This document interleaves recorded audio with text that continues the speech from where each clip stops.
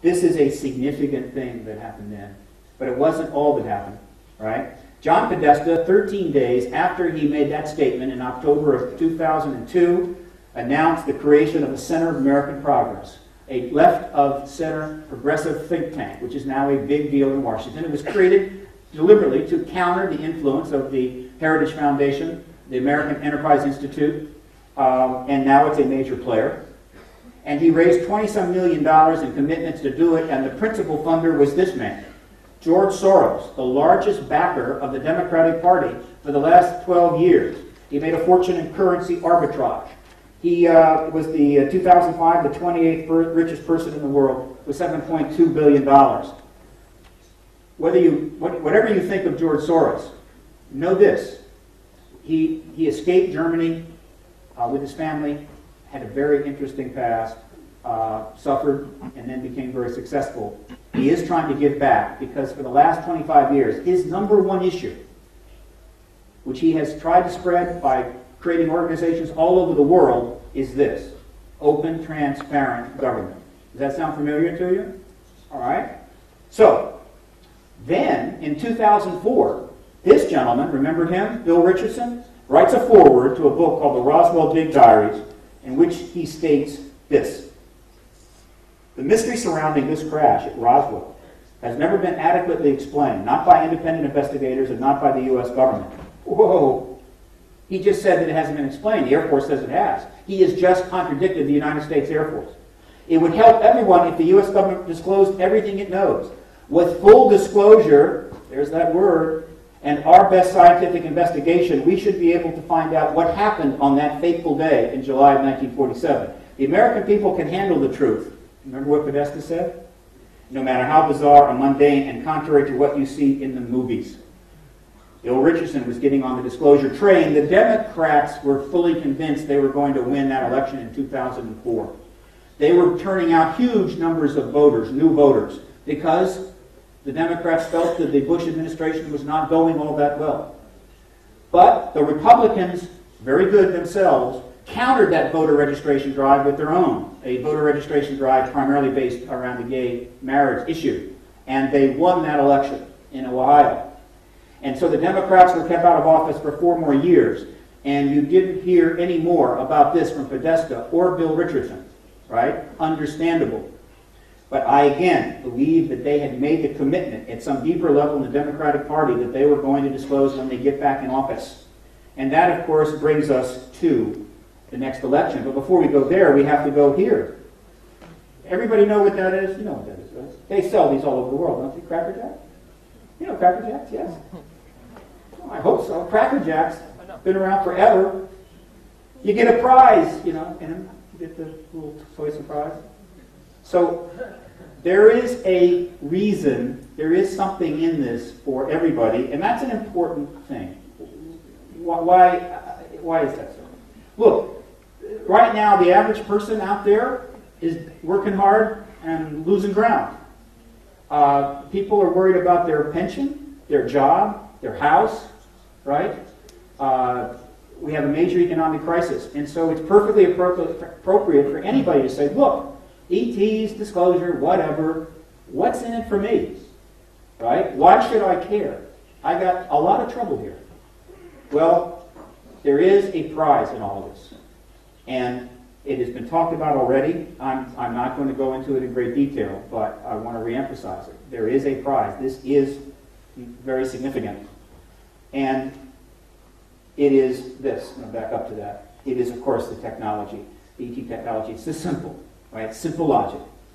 The evidence is compelling that the United States, if not other governments, have crashed vehicles, shot down or crashed ET vehicles.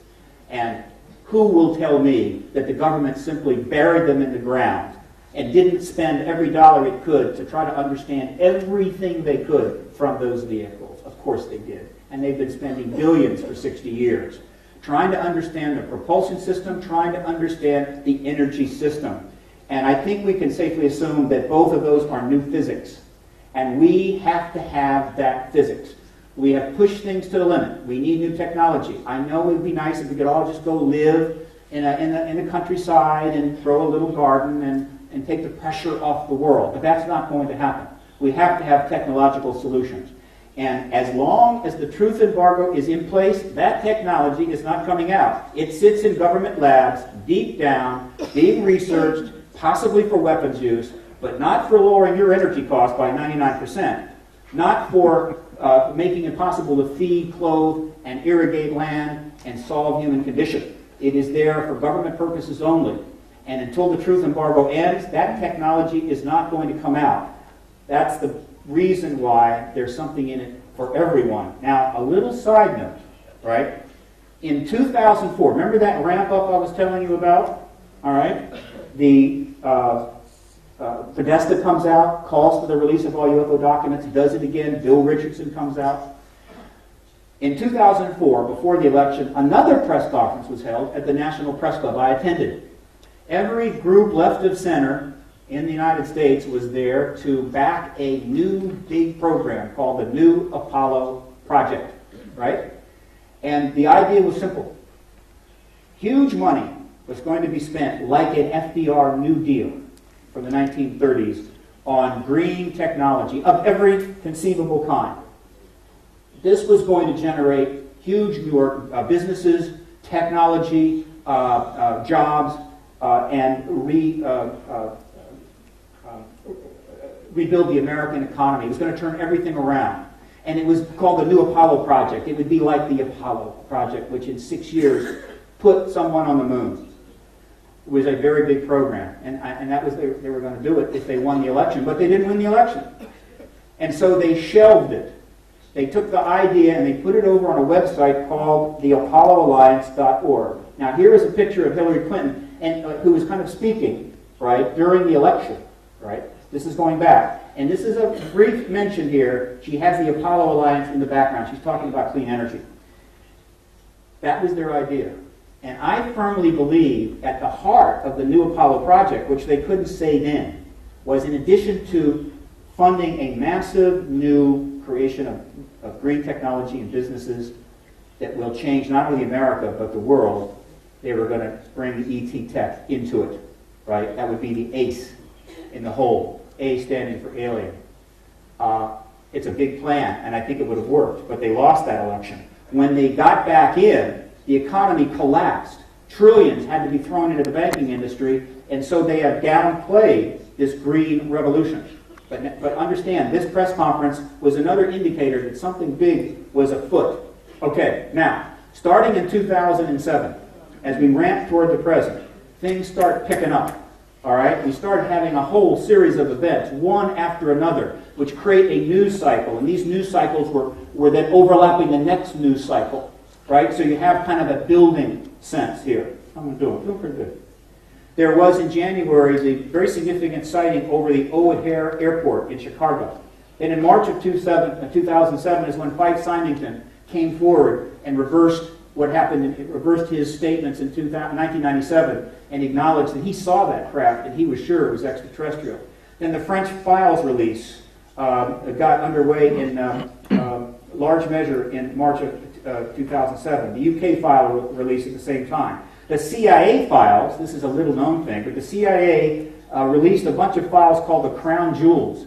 Not UFO related, but very controversial, and people were quite shocked that the CIA did this. That came out in June. Then Paul Hellyer in October of 2007 makes his statements in Toronto at the symposium. Then there were the questions asked of Dennis Kucinich and Bill Richardson at the October 30 Philadelphia Democratic debate in 2007. Those questions are on the internet. You can find them. You can look at them. And then there was the CIF, the Coalition of Freedom of Information press conference that was held in November 12th of 2007. And then there was a verbal flap in Japan when a high-level official in Japan made a kind of matter-of-fact statement about the existence of extraterrestrials, and boy, there was a firestorm going on in Japan, and the Prime Minister had to step in. Then there was the Stephenville sighting when a significant event occurred near the Crawford Ranch, the presidential home in Crawford, Texas. A significant sighting created a very significant news cycle and still going on to this day. Jeff Peckman got a tremendous amount of exposure, activist exposure on this issue, including the David Letterman show, on his ballot initiative